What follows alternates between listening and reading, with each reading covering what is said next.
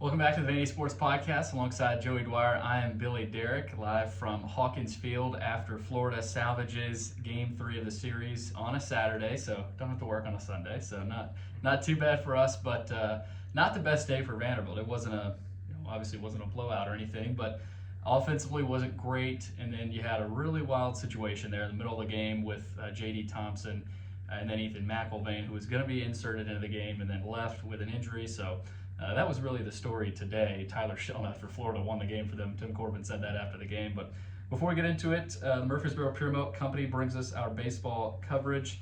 Family-owned third-generation milk and ice cream distribution company located in Murfreesboro. That partnership began over 50 years ago with Purity Dairy at Nashville to provide purity milk and ice cream to consumers in Middle Tennessee. And they now serve Southern Kentucky, Northern Alabama, Chattanooga, and North Georgia. For more info, you can visit their website, npmci.com.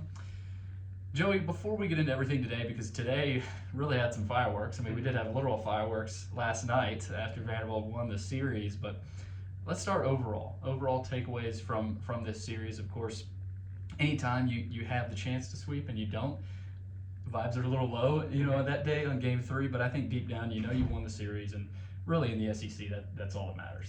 Yeah, they really needed to bounce back after last weekend. I think they did that against a team that actually has been better than I thought they would have been in SEC play. They haven't done well in the midweeks, but I think they've been better than I had expected in the league. They beat Texas A&M in a series, beat LSU in a series, so not scrubs, and they have one of the best players in the league, if not the best player in the league, in Jack Caglione, who hit a homer in the first 2 games, had a chance to set the record for most NCAA games in a row with a homer, and didn't. But I thought the stories this weekend were, first of all, Vanderbilt's resiliency. They go into Lipscomb and just tear them apart on Tuesday, and then win 2 to start the weekend. So obviously a nice way to bounce back from Texas A&M, and I think their season was really, maybe not on the line, but kind of the outlook of their season was really in jeopardy at that point after a series like that where you get outscored 36-6. I thought their pitching was much better this weekend. Carter Holton specifically was really good, gave up the 2 homers, but had 4 perfect innings to start, and I thought was really sharp for a lot of the day. Had his off-speed working. His fastball I thought was better than it had been in the last couple weeks. Obviously, that's because of the opponent to an extent, but even on the first 2 times he faced Caglione, he was really good, sat him down. And today, I thought J.D. Thompson did a nice job on him to start. Got 2 double plays off of him, but I think Vanderbilt's defense was much better as well. No errors on the weekend, and that's kind of the identity of this team, right? Like pitching and defense are what's going to carry this team through, and that's what kind of happened throughout the first 2 games. And today, even the pitching wasn't that bad. Corbin mentioned was the 5th inning where Guth went in and gave up a few runs. That was kind of what hampered him, obviously. And he did mention that he got out of the 4th. He did, yeah. That was nice poise by him in the 4th to be able to get out of that. Obviously, a tough spot for him to go in with McElvain out and all the chaos that just happened with J.D. Thompson. But felt like Vanderbilt's pitching, again, much better. Bryce Cunningham gave up 3 runs in, 7 innings? So not an excellent outing, but a much better outing than he had at Texas A&M. And I think just being here had really helped this team. Billy, what they had done at home before today with 17 straight wins, remarkable. So they hadn't lost since February 25th here. Yeah. It's April. That's unbelievable, and they had won 8 straight SEC games here. 6 of them were against teams that aren't awesome. I think Auburn better than Mizzou, but getting 2 off of Florida to start and continue that win streak, just remarkable what they did at home, and obviously today came to an end. But I think overall, kind of zooming out, pretty solid series for Vandy. Yeah, they had to have it, and they got it. And that's all that matters in the SEC. I go back to Friday, Joey, scoring 10 runs. I know Florida's Brandon Neely isn't some kind of overpowering, horse of an ace on a Friday night, but he's an SEC pitcher on a Thursday night, in a game 1. So you put 10 runs up. I think they might have scored 8 or 9 on him, and then of course Florida, had a couple of guys in the bullpen. It didn't seem like they put their best guys in there on Thursday. They wanted to kind of make sure they had some horses left on Friday and Saturday. Today, especially, I thought they did. And they had some really good pitching today, obviously from Caglione. But just for Vanderbilt, to get those 2, you got to. Friday, I think run production. Power too. The wind was swirling out here. I was here. I did have to leave during the delay, but the wind was howling, and even Florida got a home run out of here. I just think Vanderbilt to score runs. They needed that, and they did against Lipscomb on Tuesday, and they did it again Friday. And of course, solid from Cunningham. Obviously not the best, but he did enough, and I thought he did pitch pretty well overall. I thought he had his changeup really working, and then Carter Holton did too last night. Changeup was kind of his pitch last night, and you haven't seen a ton of that from Holton. I mean, he likes the changeup, but it hasn't really been necessarily an out pitch for him. So I thought that was interesting from him last night, and winning in a different way than Thursday. I mean, Thursday was kind of out of reach. I mean, 9-3, then you get the delay. You kind of felt like Vanderbilt was going to hang on. Of course, Kaggs hits the home run over the monster, but it was a different way they won last night. And those two insurance runs were just massive. Base running, Vastine probably lucked out there with the third baseman kind of dropping that, and of course that's when RJ got the hit to bring him in there. Great base run by him too. Yeah, so last night was a perfect example of how this team uses their best base running to win a game. I mean, if Vastine is at second, maybe he doesn't get home, after RJ Austin, because you would have him at the corners there, I would have guessed. And maybe Vastine doesn't even get to third. So just him getting to third. And then I want to mention Colin Barzey, the freshman.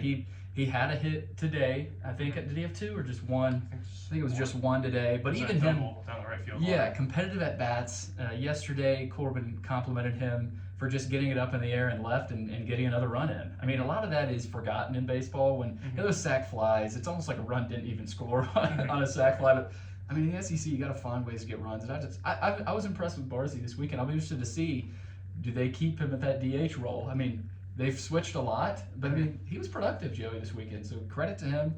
Holcomb, obviously, in right. I thought he made some really good plays in right throughout the weekend. You mentioned the defense. Got to give kudos to the defense as well. Just thought they were clean, and they had to be. I mean, Florida was going to put the ball in play. And they made some nice ones, too. Yeah, I mean, RJ Austin, I told you today, I said he's been a lot better at first. I mean, you haven't seen any, costly mistakes from him. Maybe he's not getting as many chances, but I mean, he's making the plays that are there, and that's what's most important. Still think Jaden Davis, he's getting better, he's slowly coming along. I thought he had a ball today, and I'm not saying it cost him the game or anything, because it didn't, but I mean, you get in these small margin for error type games, maybe on a throw like that from Espinal that was perfect. I forget which inning it was, but Davis just kind of bobbled it. It was a great throw, but yeah, and he's, he made some better plays defensively at second. Still think maybe needs to shore some things up. Vastine has. Diaz was, I mean, those two plays back to back Thursday night. I don't know if you got a chance to see them, but just phenomenal. So I think the defense, when this defense is playing really well, I think this team, confidence-wise, pitching-wise, is better. And, because you kind of put it on the back burner. You don't have to worry about it as much, and then the offense is better. So this team feeds off each other, and I think the biggest thing for them this whole weekend as a whole was just getting more runs. They only scored 17 runs, and today wasn't as good. What was the word Corbin used? He's just talking about not as when you asked about the offense. He just was talking about how they didn't finish as not much. As I think that was responsive. Yeah, I think that was his point. Just they left too many guys on. They didn't hit in big spots essentially. Yeah, and I saw this from somebody on Twitter, one of the Vandy fans, saying they just kind of went into their shell a little bit. I mean, maybe they didn't literally, but it did kind of look like that. There wasn't much of a response after what happened with O'Sullivan. Everybody's booing him, and then of course everything with Thompson. But yeah, overall, Joey, I think it was a good weekend. I mean, you can't complain about too much this weekend. Yeah, and one play I want to mention as well, going back to the defense, I'm going to sound like an old man here just talking about defense, but first of all, they didn't make errors. I thought they were solid. I didn't think they were excellent. I mean, any weekend you don't make an error is a good one, but there's a play out there Leadoff I think wanted to have back on the ball last night. Obviously, Jaden Davis tonight. Espinal made a bad throw on one earlier. So there are still things to clean up, and they didn't have their best defensive lineup out there today or the day before either with Leadoff and Holcomb at the corners, although Holcomb was better, even though he's in the slump offensively. I think he was all right for him. Vastine's play on Thursday, exceptional. To end the game. That might have been one of their best plays all year. Yeah. And it's just kind of what this group has to do. They have to be solid, and they have to make a few really nice ones once in a while. And that saved a run, maybe saved 2 runs if it got off by Austin. It also made a really nice pick on it too. So again, Diaz had one where he tried to barehand it and couldn't get to it today. So they weren't perfect, but they were good enough. Same with their pitching. Not perfect, good enough. And I think that's kind of the story of the weekend. Caglione was unbelievable the first 2 nights, but they were able to overcome that. And today, obviously not as good. We need to talk about J.D. Thompson and Ethan McElvain a little bit more. But overall, better weekend. I thought their offense built off of itself a little bit. A few home runs on Thursday night too, which we hadn't mentioned. Like the power was there a little dead more. center too. Yeah. Right. So they looked more comfortable this weekend, I thought, and it'll be interesting to see next time they go on the road what that looks like. Would that be the Georgia series? Yep. So we'll see, but big weekend for them next weekend. you got to pad your numbers a little bit more. Mississippi State's not a slouch, but definitely a team I think they could take 2 or 3 from. Yep. And we'll see where they go from here. But Billy, I think today, interesting story, and you asked Tim Corbin about it. The first time he had seen this in his career at a Vanderbilt game, I think J.D. Thompson ejected for a foreign substance. Corbin wouldn't comment on what exactly the substance was, but he was rubbing his forearm, and Sully was not happy about it, and Vanderbilt's fan base was not happy that Sully wasn't happy. It really got not chippy between the players, but between the fans and Florida's dugout. And what an interesting day, especially when you throw in the Ethan McElvain thing. And Corbin did mention that McElvain was already warming up, so I don't know how much of it was that he was kind of pushing in warm-ups, but you had to think that would have been somewhat of a factor, although Corbin didn't blame it on it. Billy, what did you see there? What an interesting couple minutes. It's just strange. I mean, we were locked in. I'm not saying because we kind of got a late start. I didn't initially know that Thompson was reaching for his forearm. Apparently, and I don't think it was a whole game type thing. Maybe it was that inning he kind of started reaching for his forearm, but it wasn't obvious. Of course, Florida players saw it. The coaches eventually kind of saw it after a few pitches, or at least that's how I read it, and then initially asked the umpires, and it was a long discussion with just Thompson and all 4 umpires for, 5 minutes, 4 or 5 minutes. And they called the lead. And yeah, so just weird. I've never seen it, and I knew Corbin. I knew that had never happened when Corbin has been here. So, and I knew he was going to say no. That was a first for us here. Who knows? Who knows what happens? The rule is that you're suspended 4 games if this is true, and we'll see. I would guess it's reviewed, and so we'll see what happens. But just strange. And then after that, Vanderbilt doesn't really respond, and so. You asked about the flow of the game. It did feel like maybe it affected the flow of the game a little bit, but it's not like Vanderbilt was scoring a bunch of runs before that anyway. So I don't know. Maybe it was just kind of null and void in terms of the flow of the game. But then, you want to throw Ethan McElvain in there and, expect him to maybe give you 3-4 innings, and after a few pitches, I don't want to say blows his back out, but I mean, it's kind of what it looked like. Like he starts reaching for his lower back and looked bad at first. He's kind of leaning over and then, walks over the dugout. And but we saw him after the game kind of walking to the mound, and then after, when we were walking back up here, it looks fine. I don't know how long he's going to be out. It doesn't look serious, though. So, but on McElvain, Corbin said, I'm not sure what happened. I saw what you saw. He did say it appeared to be something with his back. He's had a flare-up before, so I think that maybe played into it. He said that's just an odd situation that flared up. Ask the man upstairs about it. Like, who knows? So, overall, just a weird day, and I don't think I haven't seen anything like McElvain before at Vanderbilt, and I've been coming to games here, watching games here for most of my life, and I mean Chris would agree too, and Corbin has never seen anything happen with Thompson like that. So just strange, and again, you hope for Thompson nothing happens, nothing results from this, but I guess the worst case is that he can't pitch for 4 games. So also I'm not 100% ruling out an internal thing. Like if this is bad enough, and I'm not saying it is because we have no idea what he used. Corbin wouldn't say what he used, but I'm not assuming guilt here because I'm not gonna assume that J.D. Thompson would do that. But if there was something that they thought was shady, I wonder if they would put something in beyond those 4 games. But it also could be a case to where they appeal it and nothing happens. So who knows? There's a lot of uncertainty there, but I think they're gonna need J.D. Thompson on the stretch, especially Devin Futrell was starting today, so I would assume he probably pitches Tuesday. But I don't know, they're going to need J.D. Thompson, especially with some of the injuries they've had, or other guys are going to have to step up. I think David Horn pitched today. He's going to have to step into a bigger role if Thompson's going to be out. Futrell probably has to get back into the weekend at some point. Grayson Carter, I think we have to talk about him too. Closer?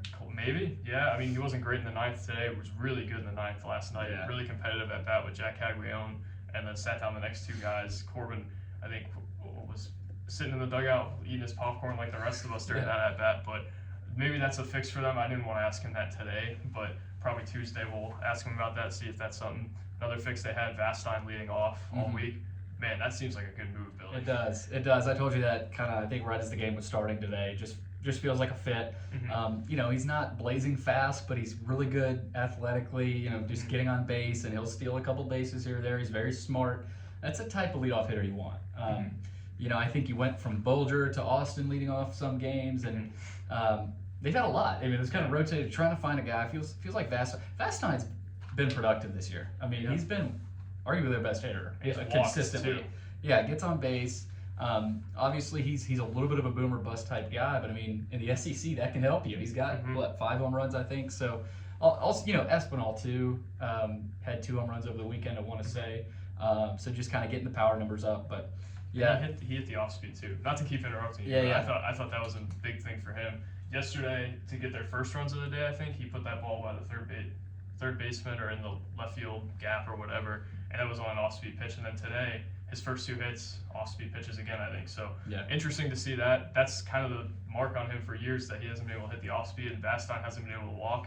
Both of them did those things and have done those things for the last couple weeks. Yeah, speaking of off-speed, Braden Holcomb, I think, will have to make some adjustments. It feels like every pitch to him is an off-speed pitch. So, and we got a comment on the board, which was good, that he's got stuff on tape now. You hit 2 bombs at LSU. Right. People catch on to you. So I think that'll be an adjustment period, but he'll keep getting at bats. And I think that's interesting to watch, just to, because I think he's done fine in right field. And the switch to Polk in center, nothing's really flared up to where Polk has cost them any runs yet. So I think the outfield may be starting to solidify. The infield has been pretty solid. Overall, at least positionally, not too many switches. The DH, I think that's an interesting discussion. Where do you go at DH? Does Barzy keep it rolling after, I'm not going to say a great weekend, but solid for a freshman? How many at-bats does Bolger get here down the stretch? What about Humphrey? Does he get some more appearances? But it's all about an SEC action. I'm not necessarily referring to midweeks, against UT Martin, but it's going to be interesting. You talk about Futrell too. I know we're kind of bouncing around, but Futrell, when they're charting, usually means they're pitching next. So I think that's a good sign. Seeing David Horn out here today, I think, was a good sign as well. So you're starting to see more of the depth. Like today, you saw, 6, 7 pitchers for Vanderbilt? And a few of them were freshmen. Yeah, and so just the depth, you see it in days like this, where, you're down 4-2, and, you kind of, I don't want to say you run out, but you still have arms that you can go to. And so I think the pitching depth is still there. But yeah, Joe, overall, I just think it was good for this team. I mean, you lose this series, all of a sudden, you're starting to think, where does this team stack up? I think what this does is that this team is still a top tier. I think SEC, there's so many good teams up top, but I think it's a big tier. I think it's a big top tier, and then you kind of got the middle guys, and then maybe teams like Missouri and Auburn maybe at the bottom. So I just think this kind of solidifies them still at that top level. But say you drop one, against Mississippi State, you drop one at Georgia, maybe you're more in the bottom, in the, not bottom, but middle portion there. So I just think what this does, it kind of gets them back on track. They had to have it. Yeah, they kept their head above water, and maybe they get back into the top 10. This was the first week all season that they hadn't been in the top 10, including the preseason. So they needed this one. They needed something to go their way after this weekend, and I thought they had it. It was a good weekend, not a great weekend for them, but I think you'll live with that at this point of the season in SEC play. Corbin mentioned it on, I think, last night. There's some potential for these weekends to look really bad, and for you to look way worse than you actually are. And they didn't look way worse than they actually were. I thought they were goodish this weekend. This weekend was a good example of who they are. Yeah, they're good. I don't know that they're great. They're good, though. And maybe they'll take a step into great later in the year once they get some of their arms rolling a little more. But for now, this is what they are, and I think they showed that again this weekend. Yeah, and Florida's a team, obviously, that struggled. They've lost some midweek games, but we were checking their early schedule. They beat LSU in a series. Was it right? They beat A&M? I think they did beat A&M in a series. Beat LSU too, correct? Okay, so we're checking that. I know that's early in the slate, but somehow Florida they lost to Mizzou though. What got swept by Mizzou. I think Mizzou even.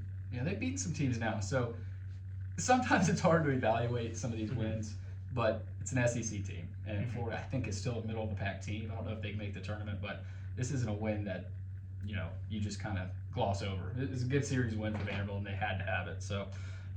Joey, any parting thoughts here? I know they've got UT Martin on Tuesday, and then another 3-game series with Mississippi State that I think we both believe is pretty winnable. Yeah, they got to get that. And interesting weekend for Vandy. I thought last night was an exceptional baseball game. Yeah. Today wasn't quite as good, but Jack Caglione, probably the best player I've seen play here. And I haven't been here as long as you or Chris have, but man, he is impressive. Yeah. He was impressive on the mound today. He was touching 97. Really good, yeah. He had that homer streak going into today. Obviously, it ended, which I guess if you're looking for a positive today, that was it. But Guth, I thought, was good today. I thought their pitching depth showed a little bit, but again, good, not great. Jack Leiter made his debut this week, which I wanted to bring up in this. It's kind of a Vandy baseball show in general. Wasn't great, but Corbin seemed to think that the results will pay for him moving forward. But yeah, I mean, same thing. Pitching was better, defense was better.